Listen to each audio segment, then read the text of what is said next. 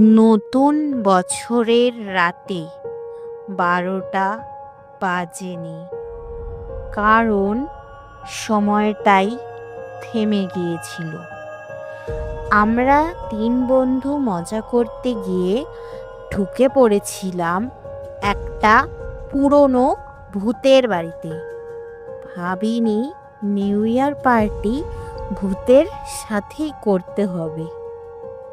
ঠিক তখনই অন্ধকার থেকে ভেসে এলো একটা গলা, নতুন বছর আসবে, কিন্তু সবাই বাঁচবে না।